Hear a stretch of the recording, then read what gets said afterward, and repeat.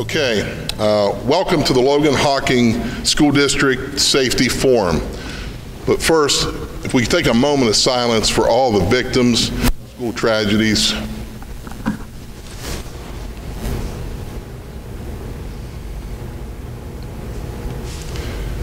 Thank you. I want to thank you for coming out tonight for an evening of information, input, reflection, and to ask questions about school safety. With the recent events, I thought it was important to address our community and to listen to our community about concerns around school safety. At this point in time, I want to thank our local law enforcement, city and county government, staff, parents, community, and most importantly, our students for coming together to address school safety issues. I want to make a couple introductions up here at this time. First, Andy Rice is head of our district safety committee. Chief Valkenburg, who is chief deputy. Sheriff Lanny North. New resource officer Ross Cowgill. Resource Officer Smith, Chief Mellinger, Captain Gabriel, and Resource Officer Campbell. All those folks have played a pivotal role over the last 10 days in discussing school safety and what we need to do. It takes all of us in here working together, though, to provide the safest learning environment for our students, all of us. From educators to our students to our community to law enforcement to mental health to emergency management, all of us working together to provide the safest learning environments for our students. As we look at ideas and procedures, we have to understand no matter what we do, we can never guarantee 100% safety, but we have to do everything we can. But we can never guarantee 100% safety. When a bad person wants to do harm, it's hard to stop, but we have to do everything we can to get in front of that. We also have to understand everything has an implication. What sounds simple one way could create issues another way. So we have to understand there are a lot of implications to decisions we make. We have to understand there's implications to things we put into place. But we have to work we as a district has to work with the professionals to implement the best practices and what works best to make our schools more safe and more secure. I want to talk about some of the things that we're doing currently and some of the things that we're going to be doing in the coming days around school safety and security. So I'm going to give you some information. Then I'm going to let some of these folks talk, and then I want to hear from you. But I'm going to talk about some of the things we're doing right now and in the coming days. This week and continuing, there's been an added presence by the Logan Police Department in our city schools. It's really neat to see, especially at Central Elementary School. I remember the first day they started coming in earlier in the week, students were like, what are they doing? To where now they're starting to be, hey, they're here, the police are here. So it's just, it's been really neat to kind of see how that has improved a little bit. I want to thank Chief Mellinger and the mayor for a proactive approach to just tweaking their daily patrol schedule where there are more in our buildings. And it's great seeing law enforcement in our buildings interacting with our students. Starting Monday, we will have an additional school resource officer provided by the Hocking County Sheriff's Department that will serve our county elementary buildings. I want to thank Sheriff North and the county commissioners, and I know a couple of the commissioners, Commissioner Ogle, Commissioner Dickerson are here. I want to thank those folks providing the funding or helping to provide funding to put an officer in the schools that fast. From just our first meeting after the tragedy in Florida, I met with our resource officer and Chief Valkenburg, and we said, how can we add a resource officer quick? And it's amazing how fast that happened. It's amazing. So I just want to thank our commissioners and our school board also for providing the financial support to get someone in our county buildings starting Monday. That's Ross Cowgill. He's our new resource officer.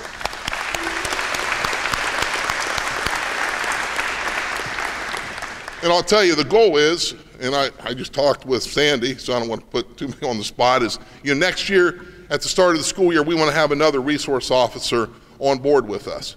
And you have to understand that takes time, that takes training, that takes a lot of stuff from the Sheriff's Department, hiring folks, so it just doesn't happen overnight. So the speed at which this happened is amazing, and next year the plan is the start of the year to have another resource officer in place, and I think we can make that happen.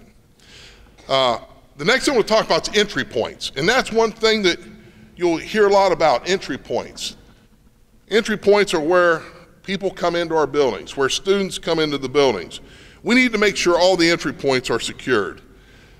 They all lock, we all have locked buildings, and that there's supervision at any entry point, and that no entry point is left unlocked or propped open. And that's something we, as a district, have to make sure that is happening.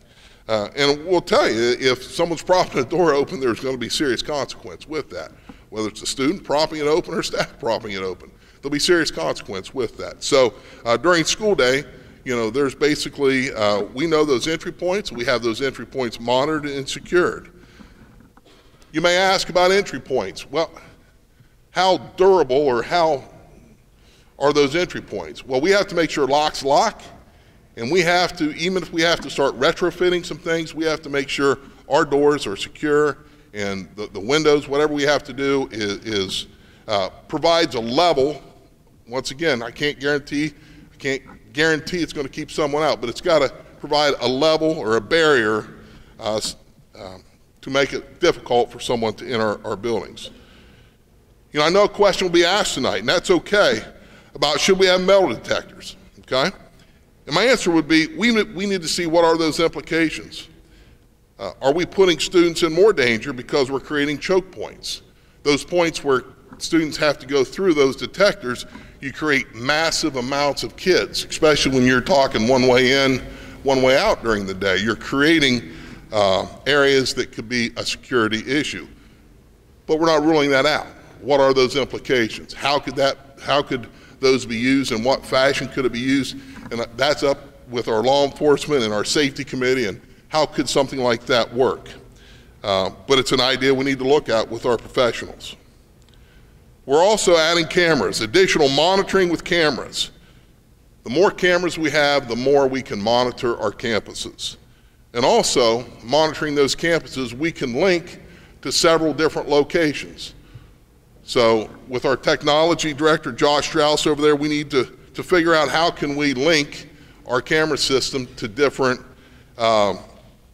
areas, whether it's law enforcement, whether it's different locations in our district, so we can monitor our buildings, just not in our buildings. So we do plan on adding more cameras that we can monitor from several locations in the buildings at all times. Our safety team and drills. Every year, we have to update our safety plans with the state of Ohio and Homeland Security. Andy Rice is our head of our safety committee, and he works with the folks of the Ohio Department of Education, Homeland Security. We just had Homeland Security down here last week for about a 4-hour meeting. So working with Homeland Security to make sure that those safety plans are updated. We have a safety team that meets regularly. They look at, review protocols and procedures. But I challenge that team that we have to work with our local agencies and plan scenarios that are real to our community. Just not a plan that we put into place or a plan that, I want to say check the box, a plan that we submit. But we also have to make sure that we work with our emergency management agencies to plan scenarios that are real to our community and that we can drill and practice for those emergencies. On March 16th, we're going to have a scenario at the high school.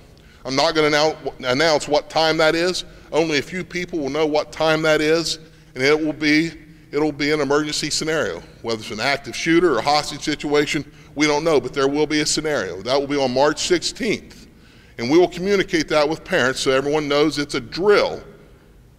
But we want to see response time. We want to see from our students and staff, if their practice, if they know really what to do in the case of an emergency, when they don't know, okay, the safety drill is at 1 o'clock, we need to do this.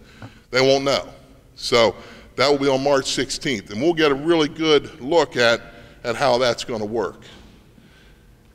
One thing is, you may have heard already, and we actually went into this a week ago when there was the situation that occurred down below Jack's Steakhouse. We started a lockout. We call it lockout. That lockout procedure is, everything's locked anyway. It's not a whole lot different than business as usual, but we are really, really selective on who we allow to enter the building. And on that day, there were folks that were turned away from the building because they really didn't have a specific reason to be there. Now, you know, obviously if your child has a dentist appointment or something like that on one of those days, we would allow that, but we are really selective on who we allow to enter that building when we are in a lockout. And a lockout is when an emergency situation or crisis happens in our community, but it doesn't involve the schools. But there is a situation in the community, like what happened. Or God forbid we have a bank robbery or something like that, we would go into a lockout on that, and that would be countywide. You could say, well, why are you going to lockout at Hocking Hills when the situation happened, you know, down below Jack's Steakhouse? Well, we just feel a lockout does not change what we are doing in the buildings. It's business as usual, with the exception elementary will not go outside for recess. But we just feel it's very important, and to take that serious, and we communicate that out, and we will communicate that out. Now, when you hear the term lockdown is different. Lockdown is used when there is a threat on our campus. If we are in a lockdown, there is a threat on our campus. There is a threat to one of our schools. We will communicate the best we can as facts present themselves. What we're not going to do, though, is start releasing things that we don't really know what's going on yet. So sometimes you may think, well, they're in a lockdown, but I haven't received an all-call, or I haven't seen anything on the web. What's going on? Well, we're still gathering facts. As we gather facts and know facts, we will release that. We have a communication specialist, Danny Bell, that will be working out of our central office, out of our administration center, with my admin assistant, Teresa Glenn, to get information out and to update people as we know the facts. So those are things that we're putting into place, but the most important thing we can do, those are all things that we do when a situation is occurring. The most important thing we can do is to be proactive, and it takes all of us in here to do that. We're going to advertise and promote, and you saw some flyers already, you have some flyers already. See something, say something. When you hear a threat or a crisis in the community, or you hear something, you have to communicate that. There is you're given a flyer. Danny, you handed out flyers as they were coming in, and there's a number on there, and that's the national number, correct? Ohio specific. But we're also going to have our own local specific number, and I believe that'll be released early next week, and I believe it's going to be 385-SAFE. Is that correct? Which will go to our local dispatchers and law enforcement. It'll go to our local, our folks, and anyone we deem may need that information, you know, as soon as it comes in. And then we can disseminate it down to where it needs to go. But we really feel that's the most proactive thing we can do. When tragedy happens, you can always look back and there's signs, there's warning signs. We have to be in front of that. We have to recognize those signs. We as a community has to talk when we see those signs and communicate those things to the authorities. So I'm excited about this tip line because it's our own local tip line. You know, I appreciate the See Something, Say Something Ohio number, but this is our own local number too. So we have a couple ways where you can communicate if you see a threat. And I think that is so important. As I said, the tip line will provide law enforcement, district personnel, and any services that need to be involved. We have to report issues to the authorities. not go on social media and rant or talk about what may be happening or not happening. You got to report that to authorities.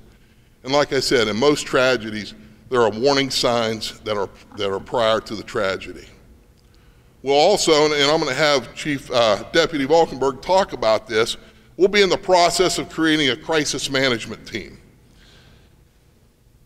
He's been involved with this kind of program, so he's going to work with us to set it up. It'll involve law enforcement. It'll involve mental health professionals. It'll involve our guidance folks.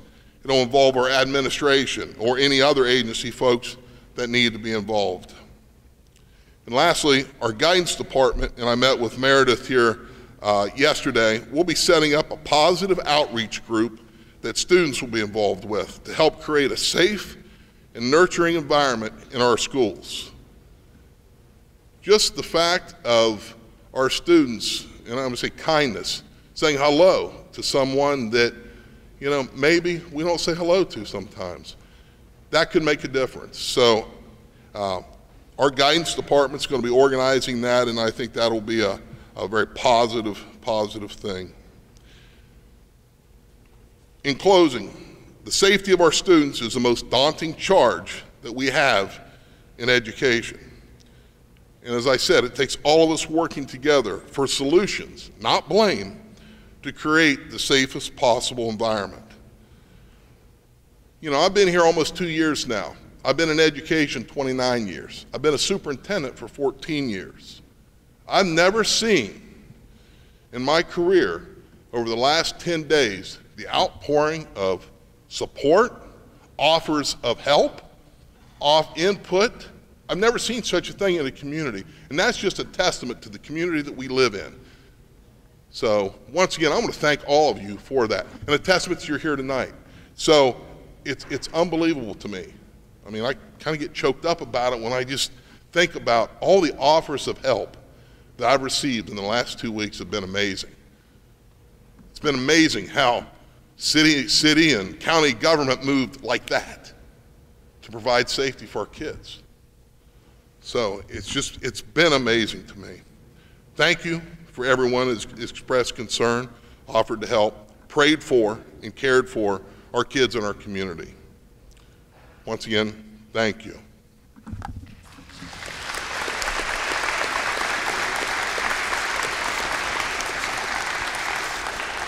At this time, I'd like to turn it over to Chief Mellinger, and he can say a couple comments, or Captain Gabriel, a couple comments about, you know, what from the police.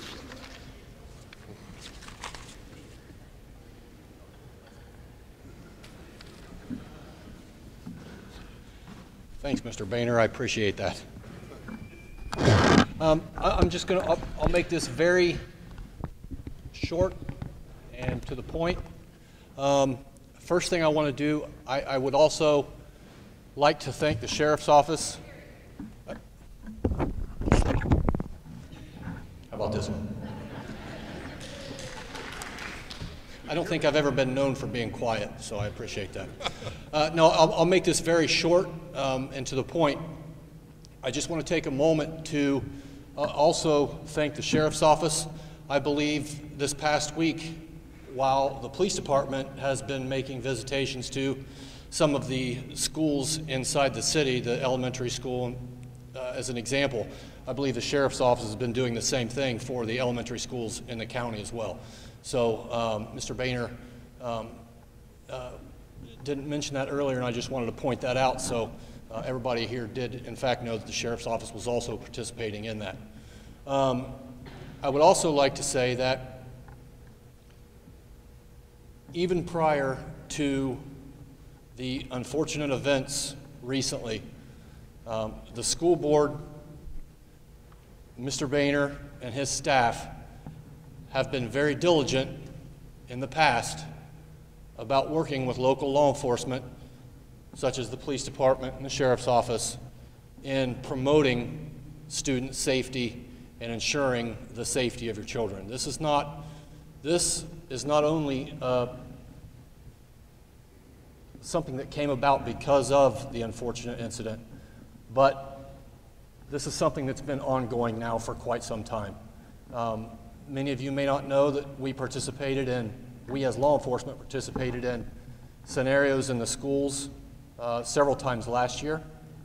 And again, there's a school scenario that Mr. Boehner spoke of scheduled for every single school in the school district this year, a long duration scenario for every single school. And that was planned before this incident took place. So the school board, Mr. Boehner and his staff have been very, very diligent about doing what they can to provide for the safety of the children.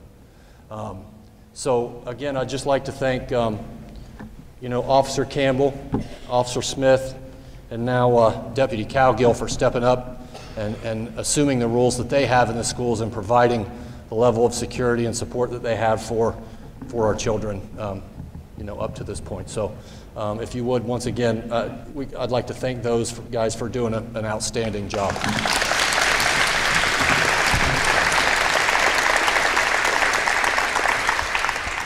And now I'm done. I told you it was going to be short. Thank you. Thanks. At this time, would Sheriff North and Chief Deputy Valkenburg come forward? Unless you're going to speak? All right. Yes. Yep. You talk about our crisis. Yep. Very good. I guess I'm the lucky one. I think back in the 90s when Columbine happened, which was one of the first major events that we had. I was a teacher at Tri-County Career Center at that time, and being the criminal justice instructor, a lot of the safety planning fell to me. That was a new thing in schools. And then I left there and I went to Hocking College and was the safety director for Hocking College for a number of years and the police chief at Marietta College before coming to the sheriff's office here. And, higher education kind of got out in front of this after Virginia Tech. And one of the major things that we did in higher education at that time was form crisis intervention teams. And I know Mr. Boehner spoke about the tip line. And if we get information, what do you do with it?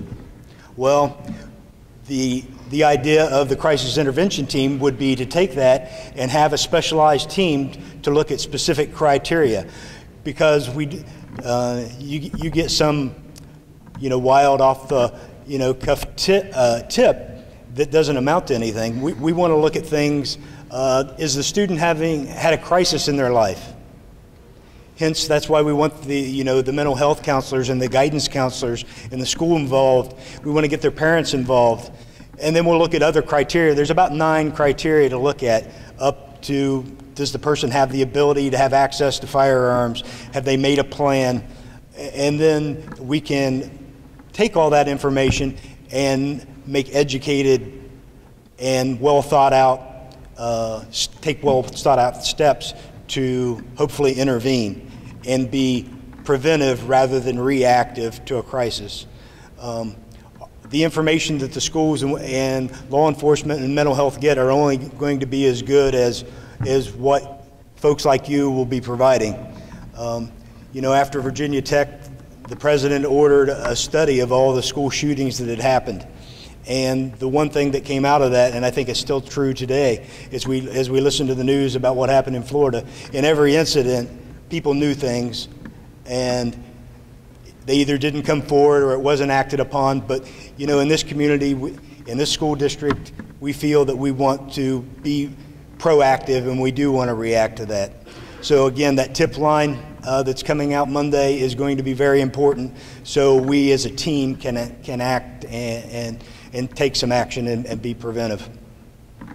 The only other thing I would like to say about our community and our school district, we have a wonderful school district, and that's one of the great things that you have when planning with this. When you have people at the school district that are so energetic and helpful, law enforcement, I know we've all felt welcome and appreciated for our suggestions, but we're taking it as a team approach, and we have to partner with the city has to partner with the county.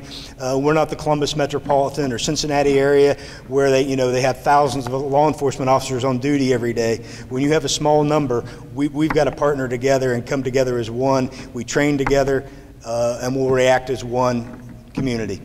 Thank you.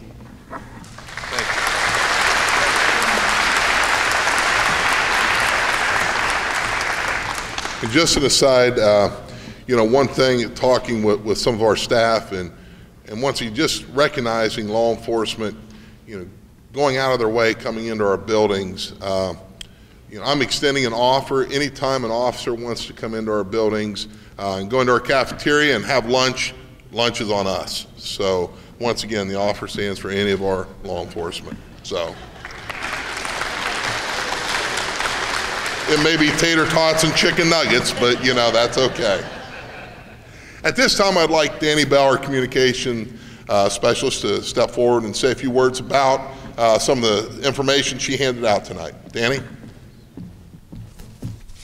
Good evening. I wasn't sure if I was getting up or not because he kind of skipped over me. So, which is okay. So I was all relaxed. But thank you all for coming tonight. For those of you who don't know me, I'm Danny Bell, and I am new to the district this year as the communications coordinator, obviously. So the pamphlet that we decided to hand out tonight to you, the reason it was important to me, being new to the district, is as I've been researching various things that the schools have been doing in light of what's happening in our world, this came up all over Google. And so it began after 9/11. Just to give you a little history, it's been around since back then, and it has just, over the course of time, developed to where it is now, where more and more schools are jumping on.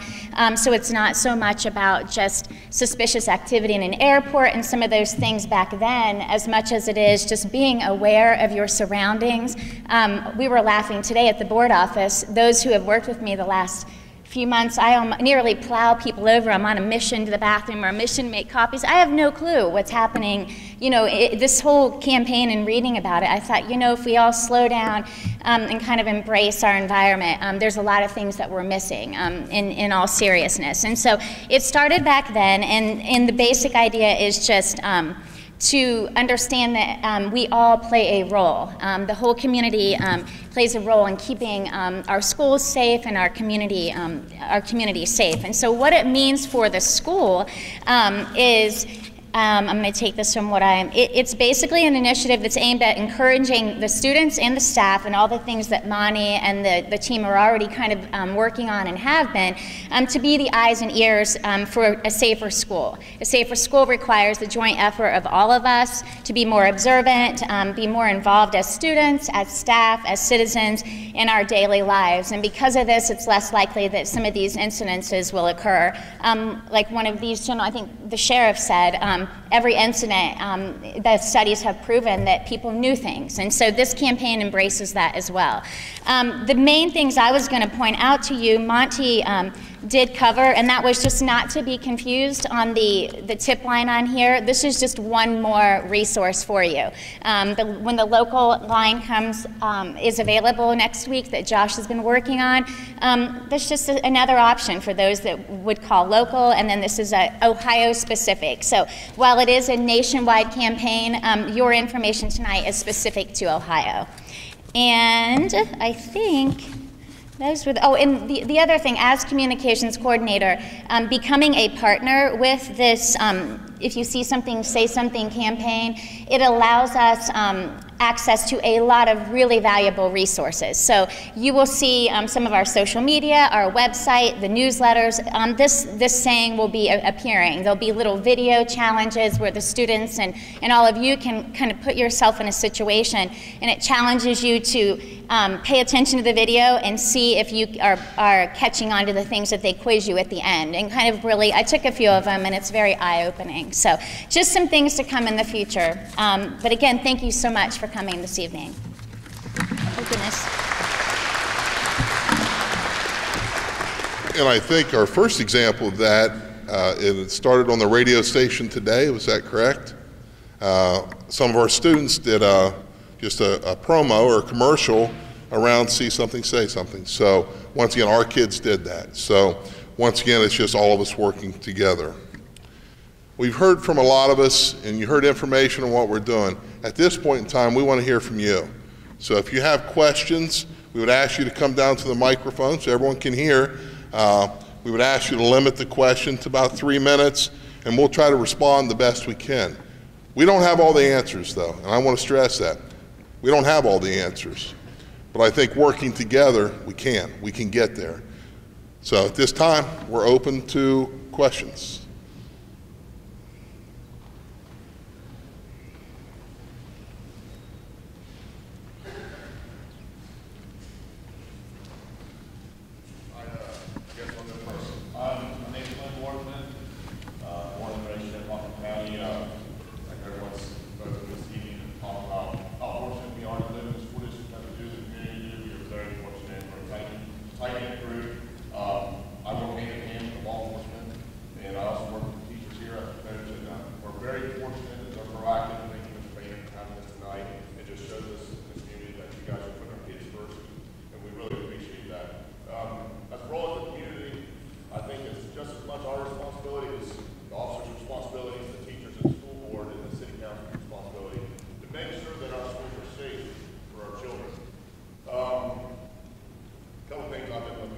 Sure, yeah.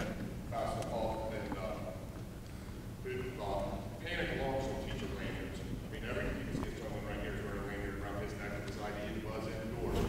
Okay, we can put a panic alarm on every teacher's lanyard. You know, they see something going down, whether it's an active shooter, whether it's a fight, whatever. They can hit that. It can signal the resource officer. It can signal the principals up front. Hey, something's going on. It's a silent alarm, and they can respond quicker. What it really boils down to, though, is money. I mean, we got to pay for resource officers. You know, you'll hear different ideas. We need armed teachers. We need people in here. We need people over there. But it boils down to money. And that's our job as a community. Whether that's fundraisers, whether that's tax increase, it doesn't matter. So we got to foot the bill to make sure that we can put more resource officers in the school. People that are trained, thousands of hours with firearms that, you know, qualify monthly, that do scenarios that you don't know about because they do them on their days off on Saturdays and Sundays, you know, to be prepared to protect the community, to protect our children. So it boils down to money. So we put a tax on to increase the sales tax, property tax, whatever it is. What's the price tag on your kid's head? I ain't got one for my two. So if you want to see something change and you want to be proactive and diligent in this community, it's up to us. We put the money there, they'll put the resources there. Okay? So that's my 2 cents, and I appreciate your time. Thank you so much.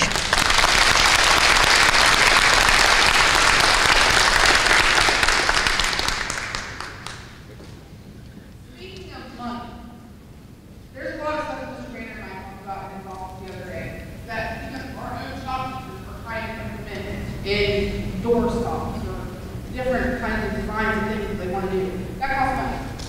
I offered my know-how in fundraising that I would head this up. But again, I need your help. I can't do it by myself. So Mr. Rainer agreed that, you know, he would get in contact with me and let us know what he needs. Because there's a lot of stuff that's not going to be covered on a tax level that they still need. I also spoke to him again about our teachers are ID. Every one of the teachers are ID, they know who they are. The students need to be ID too.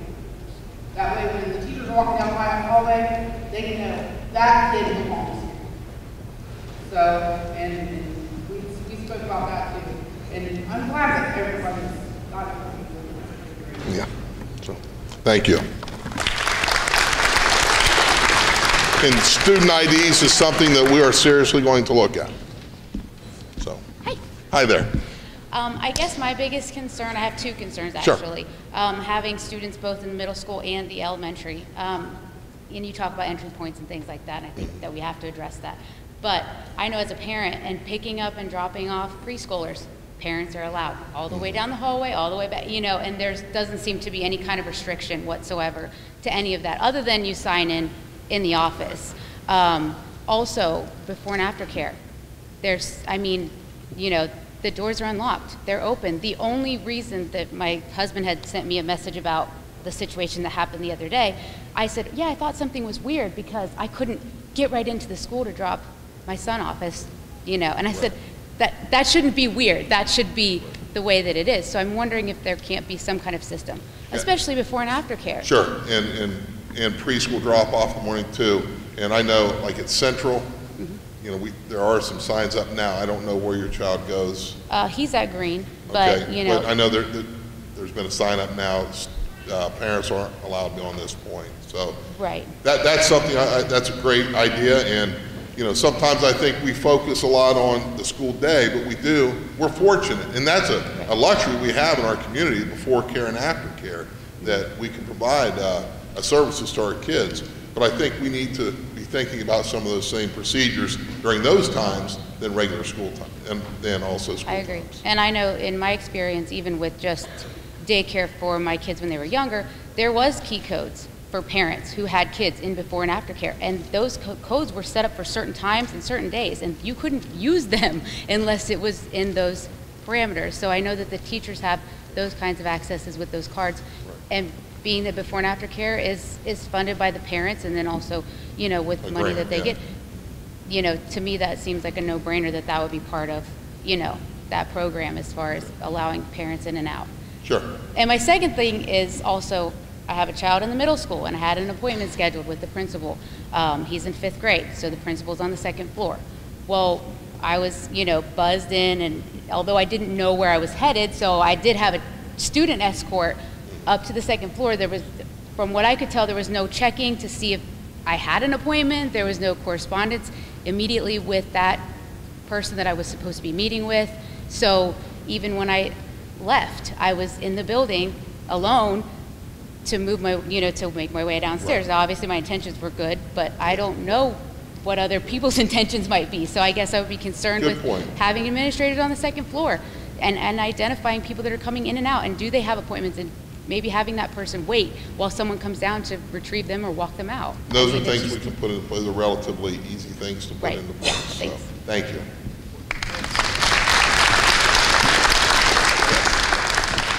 A couple things. One, in response to what she was saying, you could have our metal shop there at the high school produce those door stops. That would definitely be a cost savings.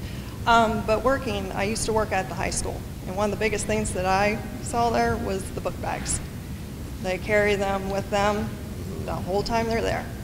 The drug situation is still pretty strong there too. So if we can't control that, how are we going to make sure that they're not having something else in there that they shouldn't have? I mean, that is not helping. We've got one officer there with that many children, and we have no idea what are in those book bags. So what are we going to do about that? Book bags are something, thank you.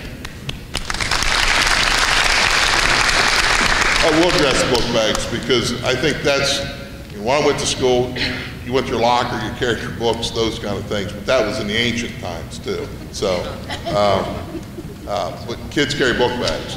Is that something that we need to look at? I think it is. Now, once again, as I talk about implications, there could be implications to that too. I know in some of the shootings that have happened, book bags have actually saved lives. Bullets have a tough time going through several books. So that has happened. So we have to look at what is the best thing we can do. What is the best thing we can do? How do we contain book bags? Because entry points, once again, you can put a lot of things in a book bag that you don't know. Should it be maybe a potential clear bag? Could it be a net bag? I don't know. But those are things I think we need to look at seriously. I know, you know, talking with the staff and getting some information from the staff, they think that's a concern, book bags. So that's something I think we have to look at. But once again, we have to implement that. We can't just overnight do that, because we have to look at schedules. Again, we have to allow more time. It's now really retraining students their day at school, using lockers, something that's pretty foreign to them. So, but that's something we're talking about. That's something we're talking about. Thank you. Someone else? I want to thank you for tonight. It's great. The one thing that we do, but maybe we could step it up a little bit better, is when we buzz the people into the school. Especially here in this school, the person who does the buzzing cannot even see a full frontal of the individual. And if we could only make them like two-way speakers. I don't know how much financial that would be, but if I could say, who's that at the door? And they could say, I'm John Smith. Right. You know, I think that buzzing is great, but we need speakers. I agree with that. I will tell you this, and working once again with Josh, and he's done a lot of research with this, you know, we're in line for a phone upgrade, okay? As that upgrade happens, I think somehow we got to interface that with the doors, where it's not going to Home Depot and getting the $25 speaker that you stick up with the battery. You know, that may work a little bit, but it's not going to work. We need to do it right. And when we do our phone upgrade, and we're researching that right now, that has to be part of that. I agree 100%. Yeah, we buzz, we don't know who you are. So, and that's getting back to your point too. I think we got to do a little better job of making sure why you're coming into the building. That takes staff, and we'll have to, you know, allocate staff to do that, and that's okay. That's okay, but that's something I think we can do. We can do that. So, other questions? All right. I'm Brenda Ann, and I work at the middle school, and I'm one of the people that helps buzz those people through. So I would like to say this, we're talking for Jamie and myself. We are buzzing people through when we don't know if they're coming through. Yeah. And the other thing is that when we buzz people through, multiple people come through at a time. People still hold doors open for others. Yeah. And so we're seeing this, and We have to stop that. right. And I mean, it's a criticism, and I understand that. But then, I mean, I come into the building myself early in the morning, and I've had a teacher come in behind me, and I have no clue they're coming in behind me, Right. and terrifies me sometimes because I get it very early. But I think one of the things that when we put our officers in place, at the time that I've been over here over 25 years, so I've seen all the changes in all the years. When we put those officers in place, they started out doing cafeteria duty, and they're done with discipline. They're still doing those things. And we now have 3 principals in each of the high school, 3 principals in the middle school. And for me, I feel like with everything that's going on now, it's time that we take that officer out of cafeteria duty, take away so much of the discipline. Yeah, I don't see them doing discipline. And put them closer to the door. I mean, our Smith is very good when he's in his office. If we see somebody coming in the door, we don't know why they're there. I mean, even today, he jumps up, he runs out to the door and says, you know, why are you here? You know, what's your business here? They're trained to recognize behaviors and things like that. Jamie and I are trained to recognize those kinds of behaviors. And so, for me, I feel like that we really need to have an officer close to the door, not have the cafeteria, they need to be there, they need to be the ones decide whether that person comes in our building or not. And I know that that takes money, and I understand that, but it's there. So if we can change what he's doing somewhat, I think it's time that we look at their job description and change what they're doing and put them closer to the door. And then multiple people come in that door at a time, he can stop them. Thank you. That's my thoughts. I think as we look at our school resource officers, once again, I think we should rely on best practice. What are the best practice and utilization of resource officers, whether it's in the door, and I know why they're in the cafeterias, because those are large amounts of students that a lot of things can happen in a relatively short period of time. So, you know, as far as that goes. So I think we need to look at best practice though, with school resource officers, and I know they train and they go to trainings, and I'd rely on the professionals to really determine what are those best practices. Hi, my name is Cameron Jordan, and I am a student. I am a senior at Logan High School. and I've worked in the guidance office for 3 years now. One thing that was stated about the guidance officers was that they could help with mental health and whatnot. Working in those offices, I have noticed that those guidance counselors do not have time to be a counselor. They have to deal with testing, they have to deal with transcripts, college admissions, stuff like that, which is stuff that they should be doing. But that is all that they have been doing. I think that a solution to a problem would be to have a mental health professional in the high school and middle school, and potentially the elementary schools also.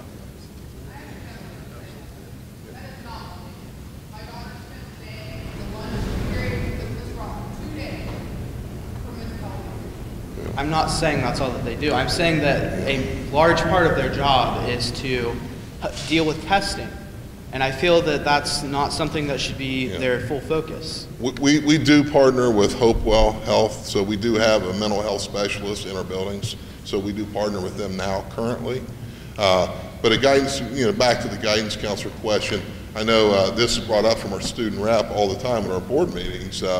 How do we, what do we need to do with our guidance department? Do we need to increase that staff, or how do we realign that to make it the best we can? So that is being thought about, I'm going to tell you that. But we do have mental health specialists in our buildings. We partner with Hopewell Health. Thank you. Okay.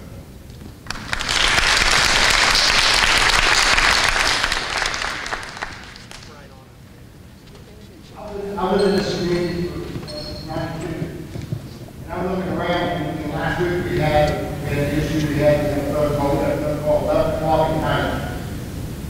Got all these officers up here trying to do the job and everything else. Look around, and everybody look around right now. We know what kind of threat we have in the community and everything else. When everybody's with us, y'all put us all meeting together, great job, trying to tell everybody. This is all the parents of how many students that we've got to show up for this meeting. What are we doing?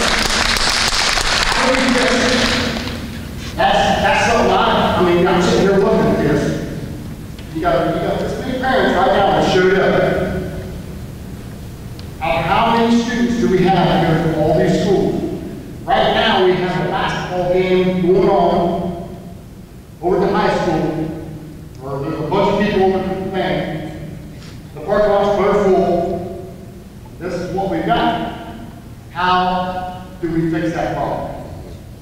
Well, I think providing these opportunities is a start. Yeah. Providing these opportunities and getting the word out. That's something we need to figure out, because, there's a lot of people here right now. Yeah. Don't get me wrong. Yeah, this is a pretty good turnout. I'm pretty happy with this right now. We should be better. Yeah. We should be better as a community, honestly.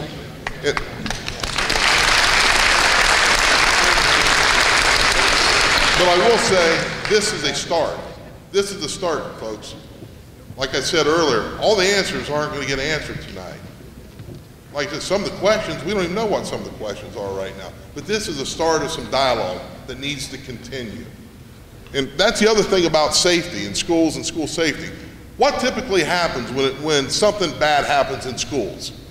It's all attention is drawn to it for a couple weeks, and then it starts fading away. Then a month later, it's just kind of how we do. We can't do that anymore. We can't do that. This is the start of some dialogue that needs to occur, and I promise you that's going to continue. This is going to continue. Addressing school safety issues is going to continue. Right, people mention finances and stuff like that. Yeah, absolutely, everything costs money. But we have to take that challenge on. If we have to fix something, improve something, hire someone, we got to figure out a way to do it. All of us do. All of us do. Mr. Worthman started it off by what price is on a student's life? There's no price, guys. So we have to figure out that as a community. So once again, this is a start. We don't have all the answers tonight, but this is a start. So I'm sorry, go ahead.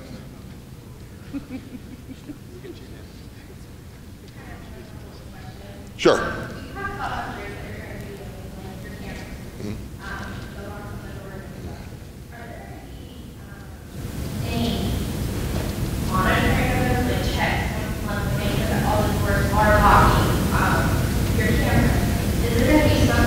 Watching these at all times, because said, just when you can have a million cameras, but if nobody's watching them, they're worthless. I promise you, the cameras do watch. I know our administrators watch those things all the time. As far as doors go, absolutely we need to make sure, because you're right. I don't know that all the time we know for sure. But I will tell you this. 2 detectives yesterday, they were in the buildings doing something. You know what I saw them do? Yanked on a door. And it was locked, and they gave the thumbs up. So, you know what? We all need to do that. So. I mean, I'll be honest. Logan Hospital School District, I've seen quite a few school districts, to be honest, from a lot of school land. And Logan has a lot of deterrence before you even come. You don't even realize what's out there. It sounds like it might not seem as strong as it is on the outside, but it is a locked door. At Central Elementary, we have another barrier we have to get into the school. I mean, those are all excellent things. You're only as good as your resources up there. Inside the classroom, what are we doing for the teachers and for the students? Are we giving them an opportunity to exit the building? Personally, if my son can get out of the building, he needs to get out. Whether it's on the first, second floor, we can put fire ladders in the classroom so that the second floors can get out. I'll let Smitty or Dan address that, because they're alert trained folks. And alert is our emergency plan, how we do that. You guys want to say a few words about it? You're right, yeah. There's an emergency happen one end of the building, and I'm on the other end. I'm getting my kids out. So, go ahead. First thing I want to add to what everybody was saying, the thing is to get your students involved with it as well.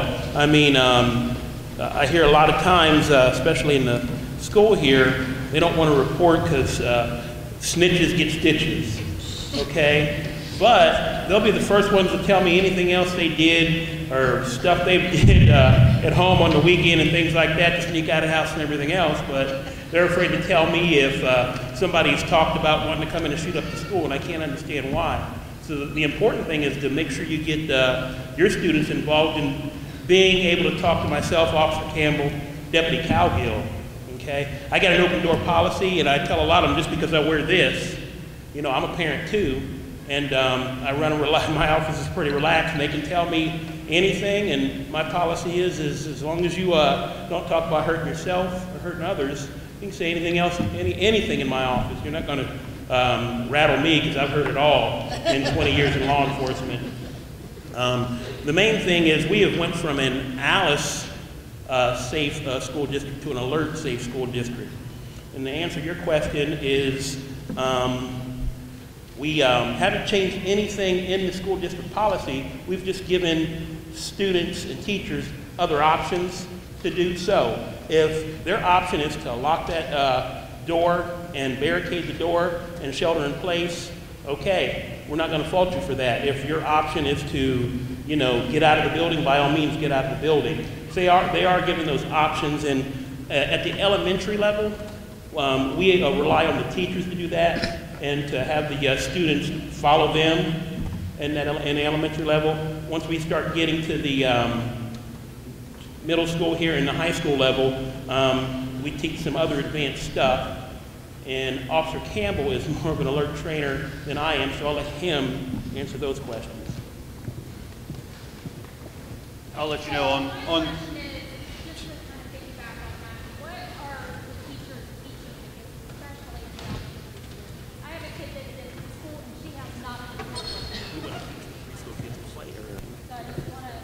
With the preschool, we don't teach them to fight. We do teach the teachers to talk to their kids about the lockdown, what they're going to do during a lockdown, or what they're going to do when they evacuate. And that's good, but I think it's really good for parents to know what because I don't know. And I'll answer that question now. Those that didn't know, we had an alert training for all civilians or anybody in the public about a little bit more than a month ago at the high school. That was open to anyone that went. We advertised it in the paper. We're going to be doing more of that. We've trained a bunch of the churches, and I will tell you, I mean, the training that we've done is from the feedback that we've gotten back from these groups is excellent. The reason why we're moving away from the Alice to more of the Alertus is basically the same program. Okay, Alice now wants to make money. So, and where Alertus is a nationally grant-funded program that teaches basically the same thing. Alice wants to charge the district per user, or per person that we teach.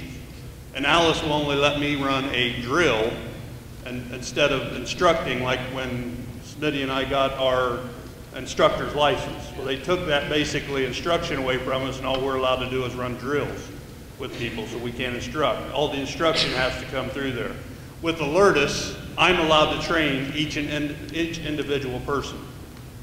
And in that, we have a whole presentation that we give. That's going to be coming to the students. I met with several students the last couple weeks, and we've got a meeting that we're trying to schedule again where we're going to filter that into the classroom, where I'm going to be going actually into the classroom and teaching the kids. And that's going to be a yearly thing that we're going to start. We just have to work out the details with the school. Yeah.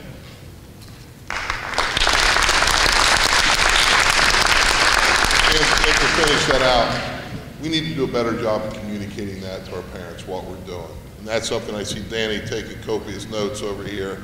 So that's something that we'll compile and get on the website so you parents know exactly our procedures. So that we can. Now some of our safeties that we can't share. So, but I just need to know what to tell her because at 4 1/2, they forget what she's like. So they need a lot of repetition of what they're supposed to do. So if we have an idea, that's just helpful. sure. Thank you.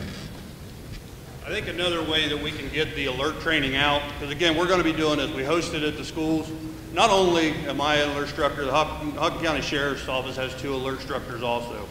So we're going to be hosting this more. I think one way, and I just thought of it now, one way to do that, since you guys are all in the school messenger, is next time we host a class, I will ask Mr. Boehner if we can put that out on our alert system through there to see if more people can attend that. Sure. Thanks, Dan. Yes. Hi. I wanted to start out by saying, number one, these guys up here, they're our last resort. They're the last option. We need to take responsibility as parents and start talking to our kids more, not just, oh, do what your teacher says. I have a kid who every day has another student who puts their foot on her chair and pushes my student forward. We have an anti-bullying policy. My question is, what's really being done about this bullying? Because every day I ask my child, so-and-so do it again? Yep. Did you tell your teacher? Yep. What happened? Well, they were in class again today. Yeah. Well, if we He have to can't tell, handle that. Yeah. You know, Yeah, that's not on him. That's our. That's on other parents as well, because let's face it, if we taught our kids to handle situations the right way instead of every day. And few people know my kid. She can be a handful. She really can. She's mouthy like her mama. And see, that's sometimes what we get into, we get back and forth. But you're right, that needs to be communicated to an adult, and it needs to be brought to the office, and we need to handle it. So. It has been multiple times. Thank you. Because I've also turned around and told her, what's the first thing you do? Tell your teacher. Tell your teacher. What's the second thing you do? Get your mom voice on and tell them, get your feet off my desk. Point taken. What's she supposed to do the next time? How many times is she supposed to turn her cheek? The teacher needs to, if the teacher's not handling that, that needs to go to the office, and we need to handle it from the office. Okay. But exactly. Okay. There have been kids that pulled there have been parents that pulled their kids out of this middle school because their kid was bullied to that extent. Well, bullying is something that we're not going to tolerate, and if we are. But you are. Okay, then I need to know about that. Okay? I need to know about it.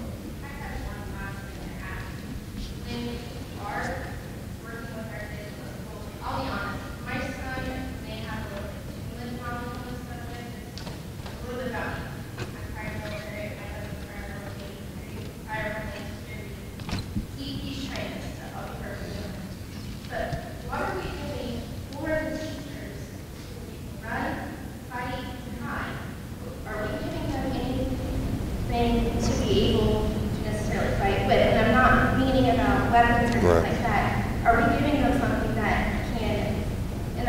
have the glass breaker that can break the glass. Are we giving them something they can break out that window? Are we giving them something where they can possibly get out? I had a teacher team, actually, grade level team, email me today about some ideas they had. You know, I know in the training they are taught to use what they have there, and I know in some districts, in some places, they've had what is called the Alice, back when it was Alice, the Alice buckets, where there's different things in those buckets to use. Once again, you have to weigh out implications of that too. What happens if something falls into the wrong hands? So, but I know our teachers have been trained to use what is at their disposal to use. But there was a great suggestion that came from a grade level team today, and I really want to kind of piggyback on that and see if we could do something like that district-wide. You bring up a great idea, just a simple hammer to break out a window. I mean, and I don't know that a hammer is a, you know, yeah. So, but it can break out a window. So that's something I think we need to look at. I agree 100% with that.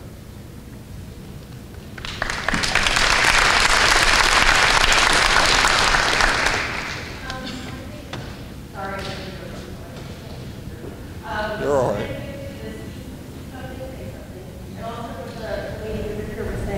I have two sons, one of which no longer attends the school because of bullying. So I know for a fact that bullying is a problem. I understand that you alone cannot change this. We as parents need to teach our children values and how to treat other people.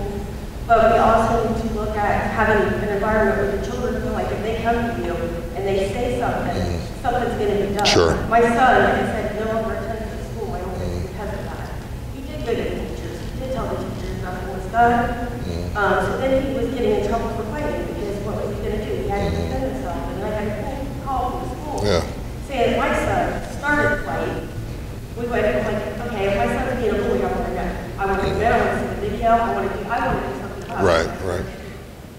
You go in and watch the video. The other kid obviously was short-checking him into the lockers 4 or 5 times before my son defended himself. But when I got the call, it was my son. So we need to have an environment where kids feel like if they tell something's going to be done about it. Not just with the bullying, but also with like mental health. You see kids having problems, having issues. Absolutely. That they, you know, something's wrong with them. I don't know if something's wrong at home or a kid, they're being that they feel comfortable to go and talk to somebody and not just talk to them and then have words come back to them. Something actually can be done about it. I agree, and I think with this, we're very serious about this, that see something, say something. That is our campaign, that is our, you know, kind of what we're going by, absolutely. And the worst thing that can happen is if someone sees something and they say something and nothing is done. So that's something that we have to make sure that we are very, very adherent to. So thank you.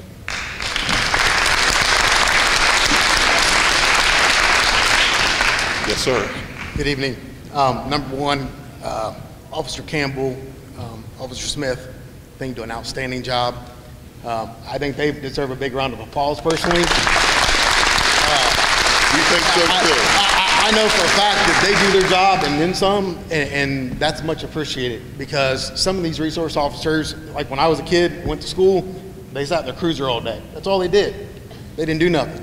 These two gentlemen, they're out, they're roaming, they're talking, they're involved, and I think that's outstanding. And I think you guys go way above and beyond, and thank you. Thank you. The other thing that I have is this, and I personally have seen this multiple times. I brought my daughter to school. She drives most of the time, but I have brought her. I will pull down at the end, down by the tennis courts, and I will bring her in through that way and kind of drop her off so I don't get in all that traffic. Right. Well, long story short, all the teachers are right up there by the curb. There's not a single teacher back there in the back towards the tennis courts where all those kids park. I firsthand have seen vape, cigarettes, marijuana. Not only that, but I know of other kids that's had bows, crossbows, and other things in their car. Now, they can't do it all, and I get it. But those teachers standing up there with their hands in their pocket, right up next to the curb, they ain't doing anybody any good. Those folks need to be roaming that parking lot, you know, and I understand we're not going to catch it all. I get it. You know, I come from a very large school district in Franklin County, okay? So, you know, I understand, but again, instead of those teachers just standing up there socializing with one another, no offense, they need to be roaming that parking lot. Split it up in zones. You know, I mean, it's a big parking lot, I get it, but, you know, have 3 teachers, split it up in zones, and I'm sure a bunch of that crap will stop if those folks are in a parking lot. And again, those 2 gentlemen, they can't do that. So, thank you. Yep.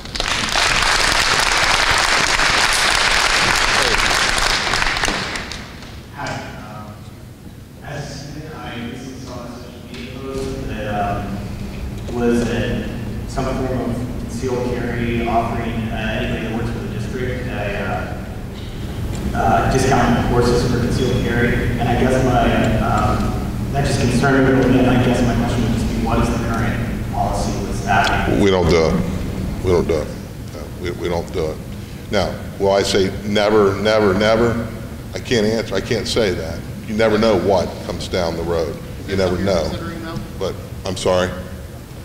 We've had conversation with that, but once again, you know, there's a lot of implications to that. And I'm going to tell you, we were trained to be educators. These folks are the professionals. So, and I guess I'm going to rely on our local professionals first before we get there. Now, why say never? I'm not going to say that. But you do have some teachers. Absolutely. Absolutely we do. And it's one of those things, not trying to take your thunder here, but it's one of those things that there is certain teachers that have a military background. Those are the folks that should be looked at, you know, or like that sheriff there, you know, he was a past educator.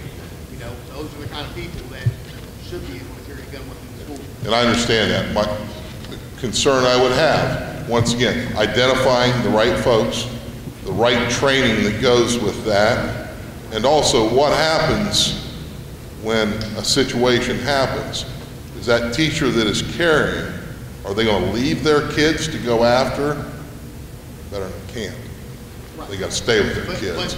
So there's a lot of, I don't want to cut you off, there's just a lot of implications to that, and that's a decision that we just can't make lightly.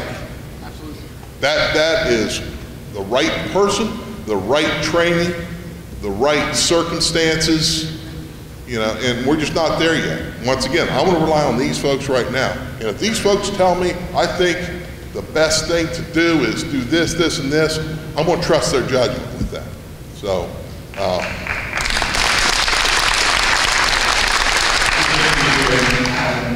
no, there's not. No. They could not. Now, the state of Ohio allows it. The state of Ohio allows it. The school does not. No.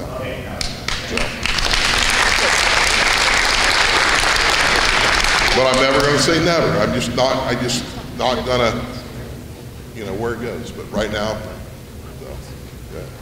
My name is Jackie. I have 4 questions. I know I have 3 minutes. Yeah. My question about the tip line, is it going to be anonymous? Yes, and I should have said that. I apologize. Not only is it anonymous, we're able to contact that person back and they still remain anonymous. So that's what's really great about this tip line is if we need more information, we can get back in touch with that person and we still don't know who they are. So.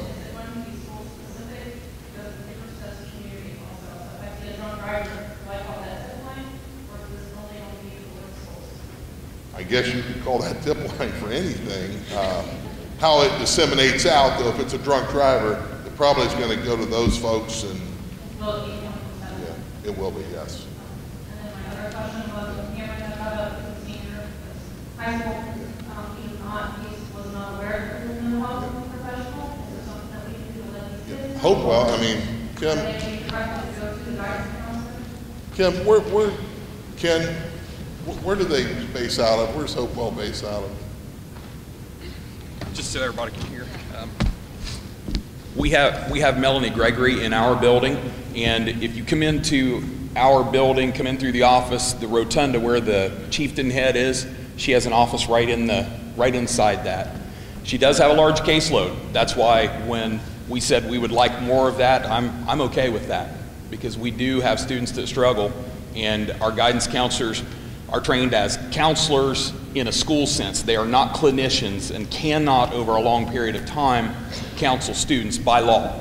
So those mental health professionals are very important to us. They're very important to our students who struggle with anxiety, depression, and fear with all sorts of things related to school and things not related to school.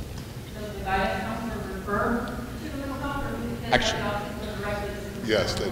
Yeah. Yes. Principals can as well. We have forms. We actually have forms for the services inside our building, and Health Recovery Services gave us forms last year as well. We can refer them out for that, but that is, you know, if parents make contact with them, or if they choose not to make contact with them, then that doesn't continue, because those counselors can only see a student once without parent permission by law. Thank you. And one thing, I'll just say, let's give her a round of applause. One thing that goes in line with what Chief Deputy said was, as these teams are created, if we need to increase those resources with mental health, I think we should, because those are critical members of those teams. So once again, just as we're increasing law enforcement presence, I think we need to increase that too. So point taken, very nice, thank you. Any other questions?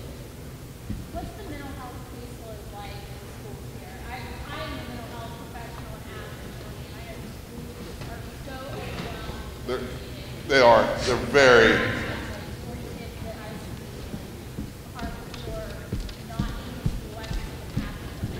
Yeah, the question was, what is our caseload right now? And I will tell you, they're very, very full.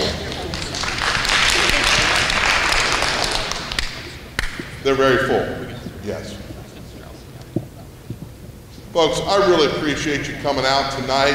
I know it's rainy, windy, and we've had bad weather, but I really appreciate you coming out tonight. And once again, this is just a start. It's a start of some dialogue that we need to have. So we will continue to have these meetings in the future. So once again, thank you, everyone.